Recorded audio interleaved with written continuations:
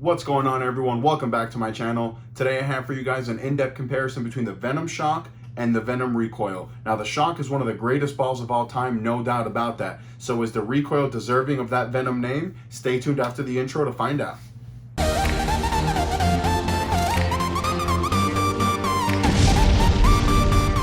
So we're gonna compare that Venom Shock, which is maybe the best ball ever made. We're gonna compare it to the Venom Recoil, which is the Venom Shock's big brother. But before we get started in this video, I just want to say thank you guys so much for all the support. That subscriber count is going up. It's still at around 70% of my total views are coming from non-subscribers. So guys, I would super appreciate if you guys smash that subscribe button. And if you guys like this video, make sure to give it a like, subscribe, and hit that notification bell so you can stay up to date every time I drop a new video. And if you guys like this wicked hibiscus jersey or any of the jerseys on any of my videos, you can head on over to logoinfusion.com, use my promo code Lewis, make sure you're logged in to get the 20% off. So what exactly makes the Venom Shock so special? Well, it has the gear core, which has that magic blend of numbers. It has an RG of 2.48, which is on the lower side, and then it has a differential of 0.034, which is in that medium-low category, but still on the lower side.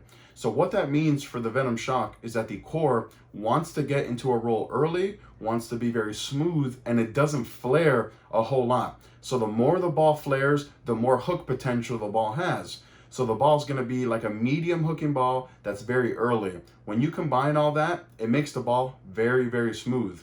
Then the cover on the Venom Shock is the Turmoil MFS, which stands for medium friction solid. So you're gonna get that like medium strength solid cover, and when you blend that all with the core, it's a very smooth ball and it makes the lanes very, very readable. I've always said that the Venom Shock may not always be the ball, but it's always the ball that gets me to the ball that I need to be in. So before the USBC changed the weight hole rules, so now we're not allowed any weight holes, one of my favorite layouts on the Venom Shock was pinned down under the bridge with a low weight hole near the thumb. And what that would do for me was get the ball to roll a little bit more forward instead of jerking off the friction. Now we're not allowed to do that, and I'm gonna let you in on a little secret. This Venom Recoil does that without the weight hole. So the Venom Recoil features the Gear APG core, which is basically an asymmetrical version of the core that's on the Venom Shock. It has an RG of 2.47, a differential of 0.036, and an intermediate differential of 0.013. So again, just like the Shock, the Recoil is gonna be early, it's gonna be very smooth, and because it has that lower differential also, it's not gonna hook a ton. And because it does have that little asymmetry in the core, it is going to roll a little bit more forward in the back part of the lane. And the cover on the Recoil is the Coercion MFS solid, which stands for medium friction solid. So again, you're going to have very similar covers, very similar cores on the Shock and the Recoil. The one big difference is that the Recoil is an asymmetrical core versus the Shock being a symmetrical core. Both balls come out of box at a factory 4000 laser scan sand. In this video, I'm going to show you both balls are sanded with a brand new 4000 pad. Comment down below if you guys have either the Venom Shock or the Venom Recoil or both. Let me know what you guys think about them down below. I'm going to take you guys out on the lanes now so you can see the Shock and the Recoil in action. Thank you guys for joining me for this in-depth comparison between the Venom Shock and the Venom Recoil. As always, I'm going to show you guys every single shot. I believe that this is the only way to truly get a comparison between two bowling balls, is to show you the good shots as well as the bad shots. Now, the reason I'm doing a comparison between the Shock and the Recoil, obviously because they're both Venoms, but is because the Fatal Venom is coming soon, and I want you guys to have a video to look back on comparing the Shock and the Recoil, because once the Fatal Venom comes out, I'm going to do Fatal versus Shock and Fatal versus Recoil. Now, like I previously said, the Venom Shock is one of the greatest balls, in my opinion, the greatest ball ever made by any company.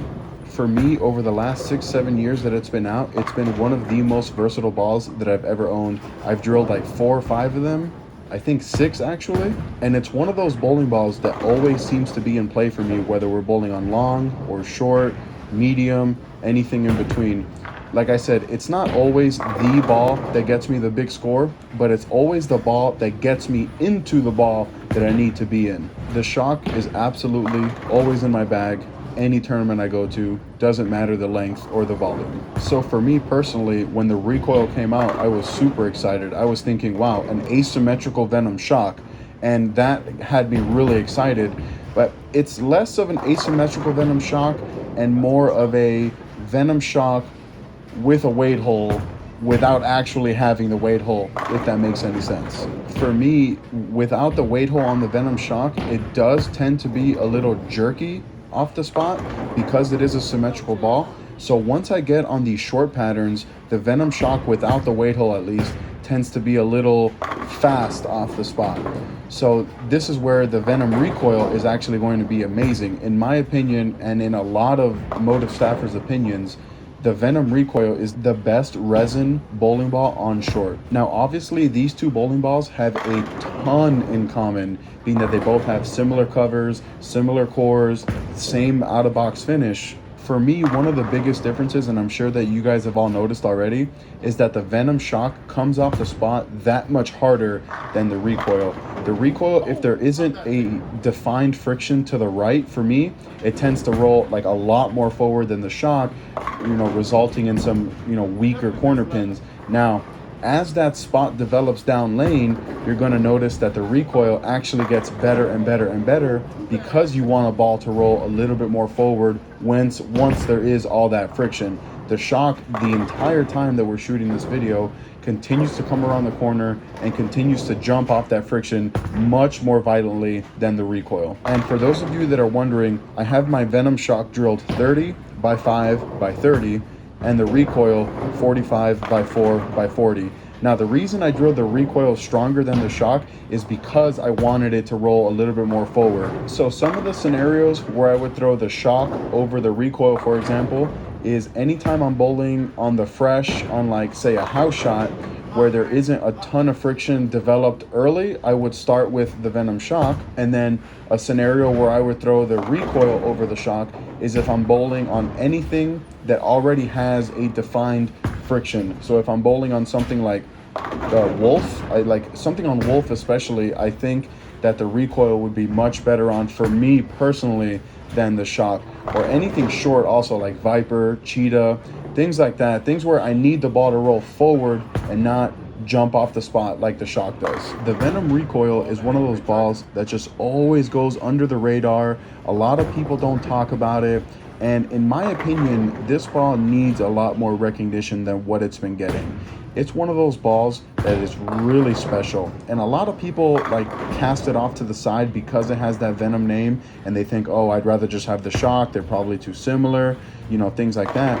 In my opinion, they are different enough that you can absolutely warrant having both of them in the bag. And I'll be honest, I was one of those people who didn't really talk about the recoil a whole lot. If you look back on this channel, this is only the second time that this ball is featured, and the first time it was featured, it was just for a ball review, and that was well before I was doing any kind of voiceovers or anything like that. Looking forward though, I really think that this ball is going to be featured a lot more on this channel, and I think it's going to earn a spot in my bag, especially for tournaments when there's a ton of friction to the outside part of the lane. Now, I know some of you may be thinking, oh, but which one do you like better, or the other? Now, it's hard for me to choose between which ball is my favorite. Obviously, I would lean more towards the Venom Shock just because it's been in my bag for so much longer than the recoil.